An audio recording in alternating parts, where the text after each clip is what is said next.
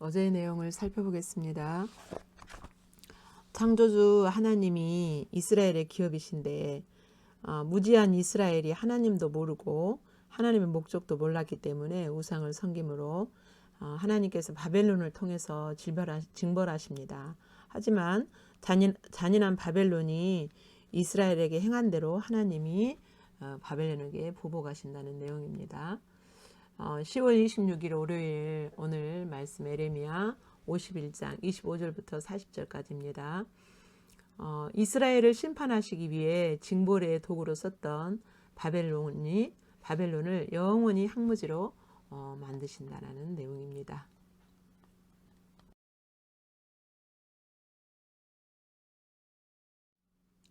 본문 말씀 교독하겠습니다. 25절 여호와의 말씀이니라. 온 세계를 멸하는 멸망의 사나 보라, 나는 내 원수라. 나의 손을 내 위에 펴서 너를 바위에서 굴리고 너로 불탄 산이 되게 할 것이니. 26절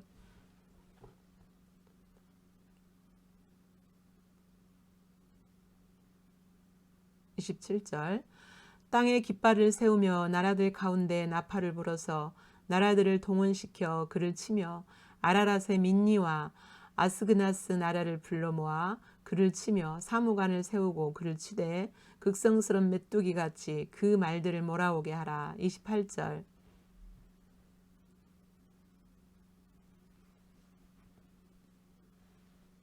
29절 땅이 진동하며 소용돌이 치나니 이는 여호와께서 바벨론을 쳐서 그 땅으로 항폐하여 주민이 없게 할 계획이 섰음이라. 30절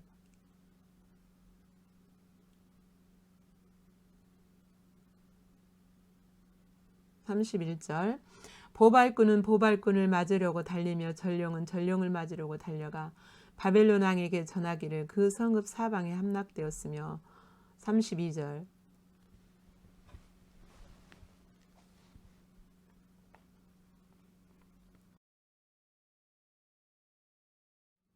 33절 만군의 여호와 이스라엘의 하나님께서 이와 같이 말씀하시되 딸 바벨론은 때가 이른 타작마당과 같은지라 멀지 않아 추수 때가 이르리라 하시도다.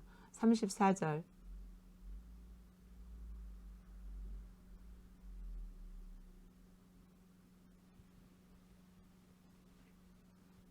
35절 내가 받은 폭행과 내 육체에 대한 학대가 바벨론에 돌아가기를 원한다고 시온 주민이 말할 것이요 내 피 흘린 죄가 갈대아 주민에게로 돌아가기를 원한다고 예루살렘이 말하리라. 36절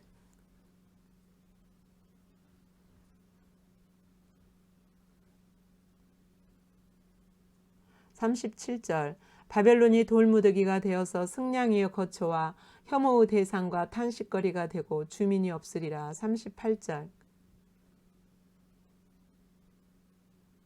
39절 열정이 일어날 때에 내가 연회를 베풀고 그들이 취하여 기뻐하다가 영혼이 잠들어 깨지 못하게 하리라. 여호와의 말씀이니라. 40절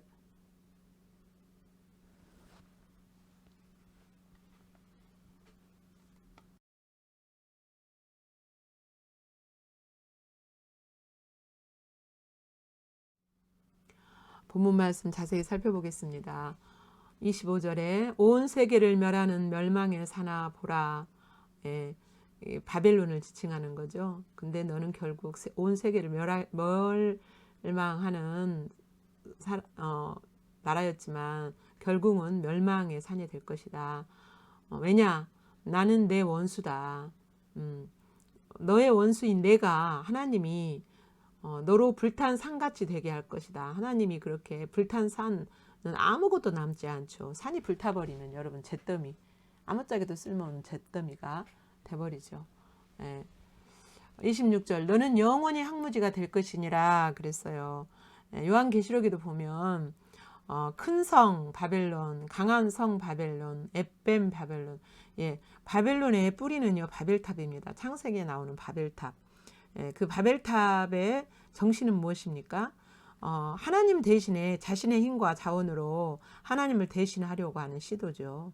그런 시도들의 그 동기들이 다 바벨이에요. 바벨론. 그러니까 구원도 자기 힘으로 하려고 하고 삶도 자기 힘으로 안전한 방법, 안전지대로 들어가는 것도 자기의 방법, 자기의 자원으로 하려고 하는 것이 우리 안에 있는 바벨론입니다. 예, 그 바벨론이 영원히 황무지가 되게 우리 안에 있는 그 바벨론이 그래서 바벨론이 하나님이 바벨론을 심판하시는 것은 곧 이스라엘의 회복이에요. 예, 바벨론을 심판하실 때만이 바벨론 땅에 살고 있는 하나님의 백성들이 가나안 땅 시온이 있는 하나님을 예배하고 만날 수 있는 성전이 있는 곳으로 돌아올 수 있잖아요. 예, 그러니까 내 안에 있는 바벨론을 깨뜨리시기 위해서 하나님이 일하실 때에 그것이 바로 하나님이 나를 회복시키시는 길이고 방법이신 거죠. 27절 땅에 깃발을 세우며 나라들 가운데 나팔을 불어서 나라들을 동원시킨다. 하나님이 땅에 깃발을 세운다는 말이 무슨 말이에요? 전쟁할 때 깃발을 자기 나라 깃발을 거기 그 땅에 들어가 가지고 탁 세우잖아요. 승리할 때. 그다음에 그 깃발을 들고 나가서 그 땅에 전쟁할 땅에 딱 꼽잖아요. 예. 그런 거. 그다음에 나팔을 분다라는 전쟁을 선포할 때 하는 거죠. 그래서 나라들을 동원시켜 가지고 하나님이 그렇게 하신다는 거예요. 29절에 보면 땅이 진동한다. 여기서는 지진이 말하는 게 아니라 전쟁으로 인해서 막 땅이 들썩들썩 하는, 온 나라가 들썩들썩 하는 그런 것을 이제 표현하는 말이고요. 30절 바벨론의 용사는 싸움을 그치고 이제 싸울 힘이 없는 거예요. 그전에는 어때요? 천하를 다 호령하고 온 세계를 막 집어삼키고 막 그랬잖아요. 그런데 하나님이 그 용사의 힘도 능력도 그 마음도 누가 주시는 거예요? 하나님이 주시죠. 근데 바벨론의 용사들이 싸움을 이제 더 이상 싸움할 마음도 없고 힘도 없어진 거죠. 그래서 요새에 머무르지만 요새라는 뭐예요? 싸움할 때 가장 뭐죠? 안전지대. 예. 그렇지만 그 기력이 쇠하여서 아무 힘이 없게 된다는 거예요. 예. 자, 25절부터 32절까지 다시 소리내서 합독하시겠습니다. 시작. 여호와의 말씀이니라. 온 세계를 멸하는 멸망의 사나 보라, 나는 내 원수라. 나의 손을 내 위에 펴서 너를 바위에서 굴리고 너로 불탄 산이 되게 할 것이니 사람이 내게서 집 모퉁이 돌이나 기초토를 취하지 아니할 것이요 너는 영원히 항무지가 될 것이니라. 여호와의 말씀이니라. 땅에 깃발을 세우며 나라들 가운데 나팔을 불어서 나라들을 동원시켜 그를 치며 아라랏과 민니와 아스그나스 나라를 불러 모아 그를 치며 사모간을 세우고 그를 치되 극성스런 메뚜기 같이 그 말들을 몰아오게 하라. 우백성 곧 메대 사람의 왕들과 그 도백과 그 모든 태수와 그 관할하는 모든 땅을 준비시켜 그를 치게 하라. 땅이 진동하며 소용돌이 치나니 이는 여호와께서 바벨론을 쳐서 그 땅으로 항폐하여 주민이 없게 할 계획이 섰음이라. 바벨론의 용사는 싸움을 그치고 그들의 요새에 머무르나 기력이 쇠하여 여인같이 되며 그들의 거처는 불타고 그 문빗장은 부러졌으며 보발꾼은 보발꾼을 맞으려고 달리며 전령은 전령을 맞으려고 달려가 바벨론의 왕에게 전하기를 그 성읍 사방에 함락되었으며 모든 나루는 빼앗겼으며 갈대밭이 불탔으며 군사들이 겁에 질렸더이다 하리라.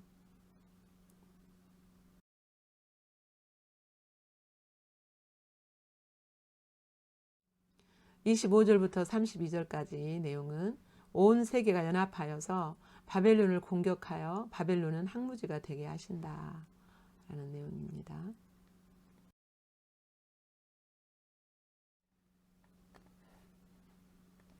33절 때가 이른 타작마당과 같은지라. 이제 지금 옛날에는 시멘트도 없고 뭐 기계로 타작하는 것도 아니고 그래서 타작때가 되면 추수때가 되면 마당을 고르게 해요. 마당을 고르게 해가지고 이렇게 밟아요. 단단하게. 그리고 뭐 이렇게 평평하게 만들고 단단하게 다져요.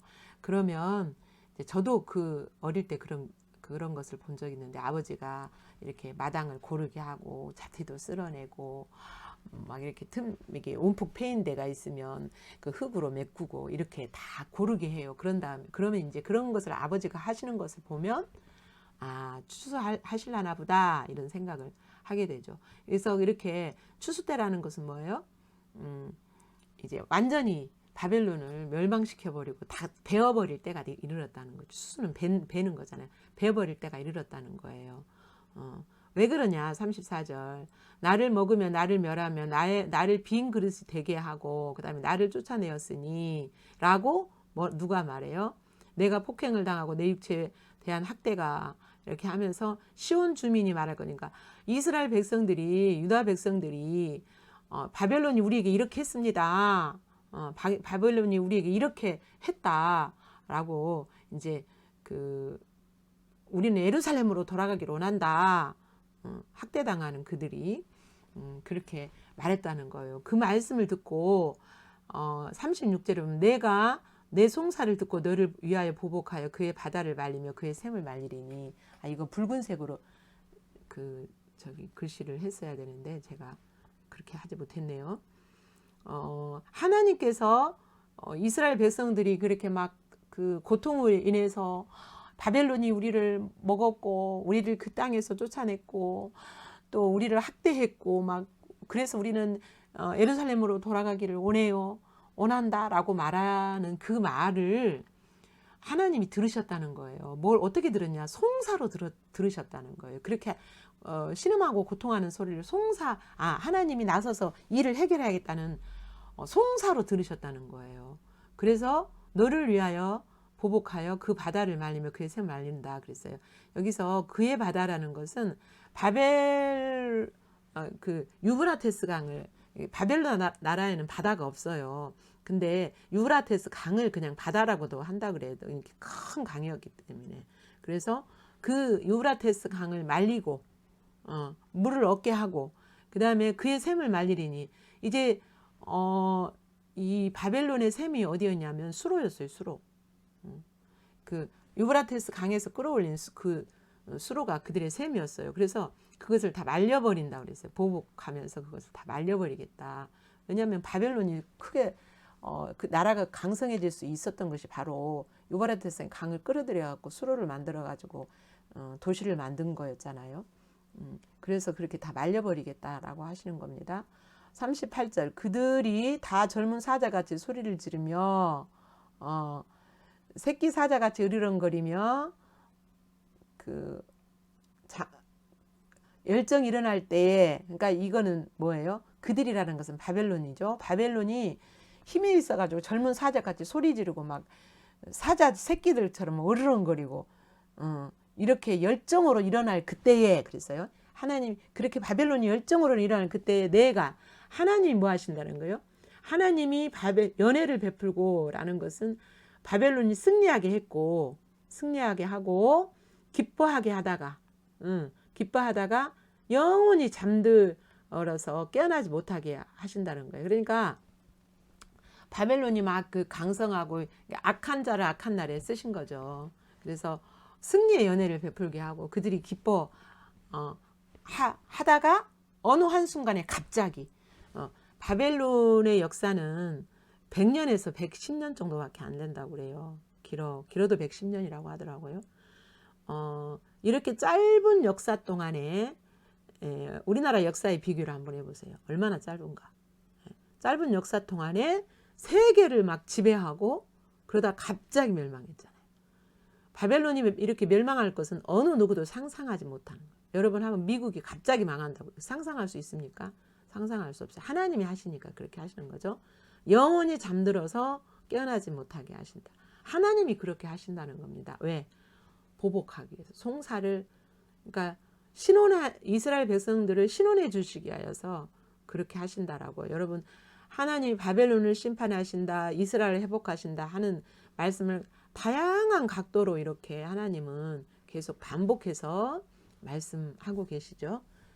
33절부터 40절까지 말씀을 다시 소리내서 합독하겠습니다.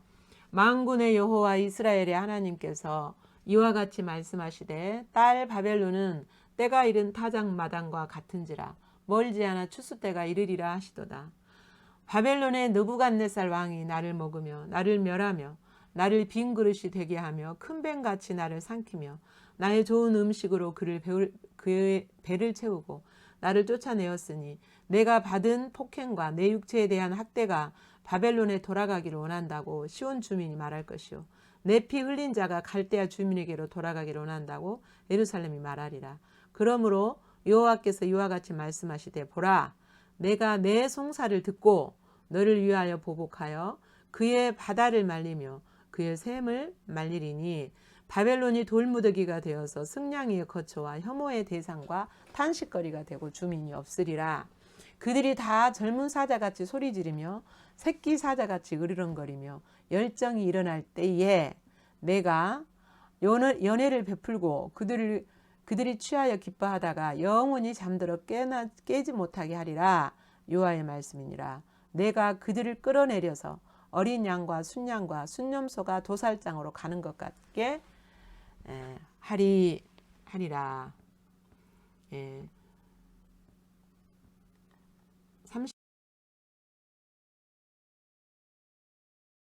30절까지 말씀은요. 하나님의 징벌의 도구였던 바벨론이 이스라엘에게 잔인하게 했던 대로 보복하신다. 신원해 주신다. 라는 내용입니다.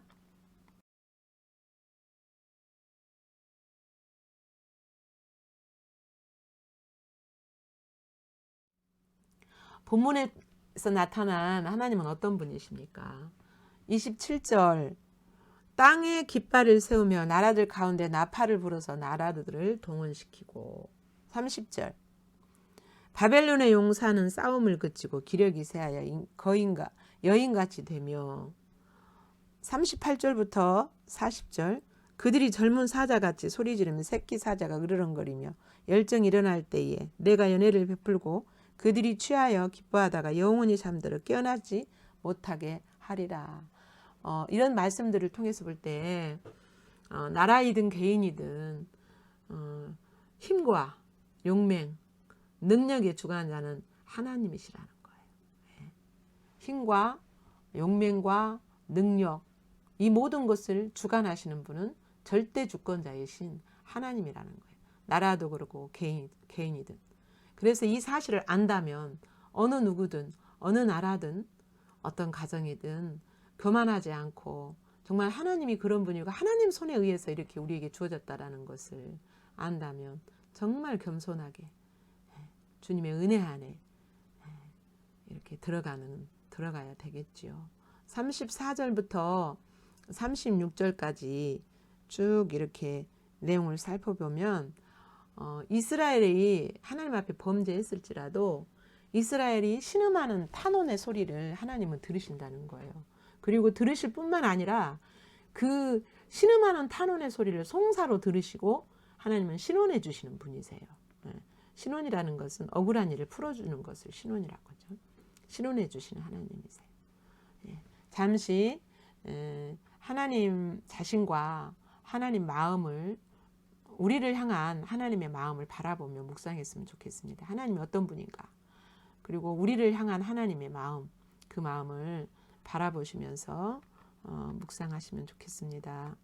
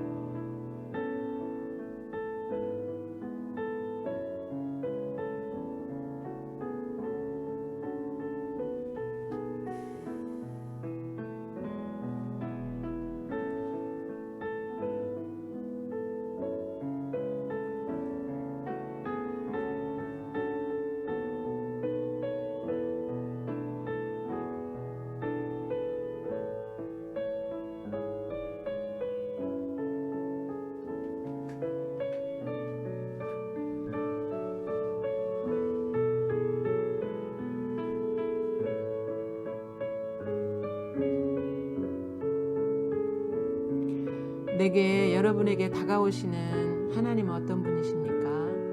그 하나님을 더 깊이 묵상하시고 묵상하신 후에 노트에 기록하시고 종일 그 하나님을 바라보고 그 하나님을 묵상하시기를 바랍니다.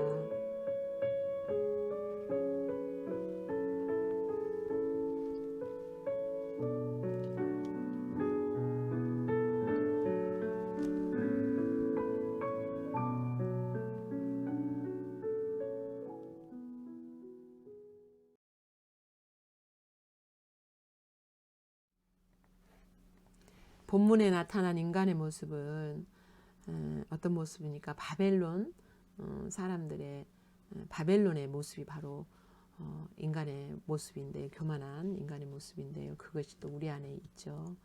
자신에게 있는 힘이나 능력이 주권자이신 하나님으로부터 왔다는 것을 모르고 교만하게 행하고 잔악하게 행하는 인간의 모습입니다. 34절부터 36절에는 우리는 하나님의 자녀의 자격으로서 고통에 처해 있을 때 하나님께 탄원할 수 있는 자격이 있습니다. 고통이 있을 때 우리를 신원해 주시는 그 하나님, 우리의 그 하나님을 인정하고 하나님이 나를 신원해 주실 것을 이렇게 바라보고 하나님 앞서지 않고 하나님께 맡겨드리거나, 또 하나님 앞에서 사람을 원망하는 것이 아니라 하나님 앞에서 그렇게 고백하고 찾는 우리가 되었으면 좋겠습니다. 나의 모습이나 나의 정체성을 바라보면서 묵상하시겠습니다.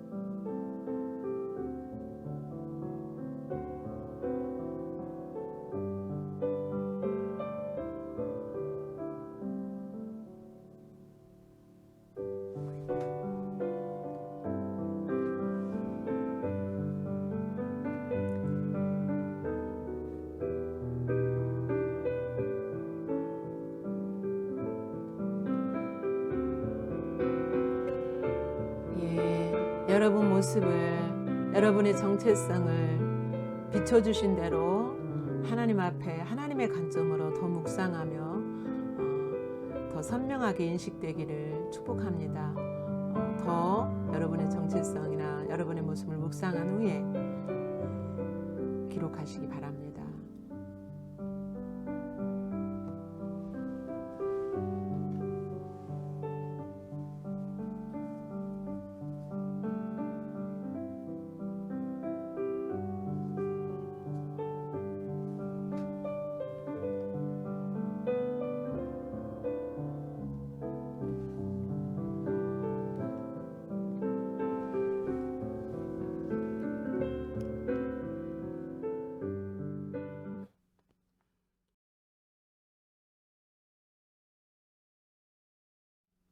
우리가 하나님께 반응해야 되는 내용을 살펴보겠습니다.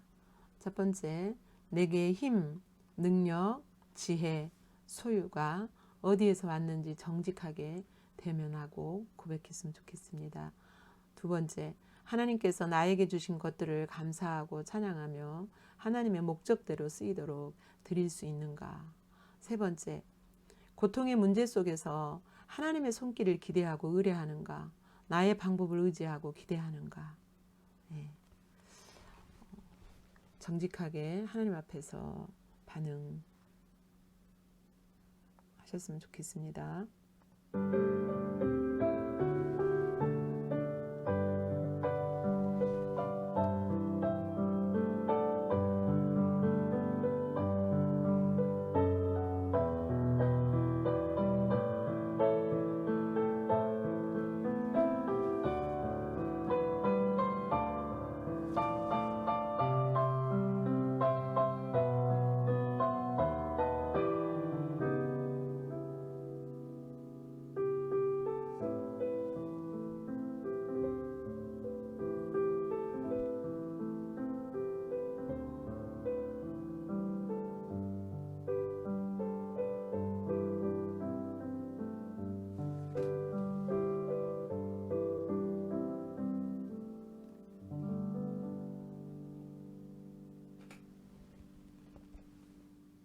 여러분 자신이 이 시간 하나님 앞에서 반응할 내용들을 구체적으로 이렇게 살펴보고 오늘도 여러분을 만나주신 주님과 주님의 말씀을 새기면서 묵상하시고 주님의 은혜가 넘치는 한날이 되기를 축복합니다.